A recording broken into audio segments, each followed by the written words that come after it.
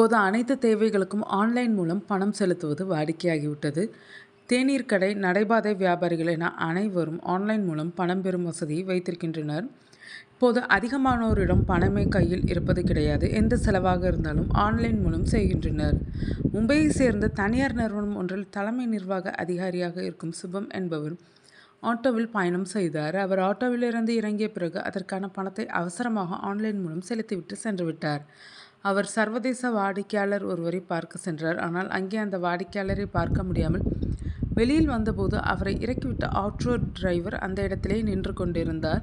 சுபம் வெளியில் வந்ததும் அவரை அழைத்து அதிக அளவில் பணம் அனுப்பிவிட்டீர்கள் என்று கூறி சுபம் அனுப்பிய ரூபாய் 15,682 அப்படியே திருப்பி அனுப்பிவிட்டார். ஆட்டோ டிரைவருக்கு கொடுக்க வேண்டிய தொகை ரூபாய் 156 மட்டுமே ஆகும். அந்த தொகையை கூட ஆட்டோ டிரைவர் அல்தாஃப் எடுத்துக்கொள்ளவில்லை. சுபம் தனக்கு ஏற்பட்ட அனுபவம் குறித்து லிங்க்டினில் பகிர்ந்துள்ளார். அவர் பதிவிட்டுள்ள பதிவில், ஒரு நாள் ஒரு சர்வதேச வாடிக்கையாளரை சந்திப்பதற்கான காலை 7 மணி மீட்டிங்கிற்கு தாமதமாக வந்ததால் அவசரத்தில் ஆட்டோ சவாரிக்கு கொடுக்க வேண்டிய 156 ரூபாயை கூகுள் பே மூலம் பணம் செலுத்திவிட்டு அவசரமாக சென்று விட்டேன். ஆனால் நான் ரூபாய் 156க்கு பதிலாக 15,682 ரூபாயை தவறுதலாக செலுத்தியிருந்தேன்.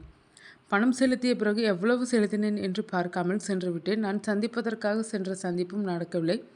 எனவே அதிருப்தியுடன் திரும்பி வந்தபோது என்னை இறக்கிவிட்ட ஆட்டோ டிரைவர் அங்கே நின்று கொண்டிருந்தார். அவர் என்னை அணுகி நான் பணம் அதிகமாக செலுத்திவிட்டதாக கூறி நான் அனுப்பிய தொகை முழுவதையும் எனக்கு திருப்பி அனுப்பி வைத்தார். அவருக்கான ஆட்டோ கட்டணத்தை எடுத்துக்கொள்ளும்படி கூறினேன்.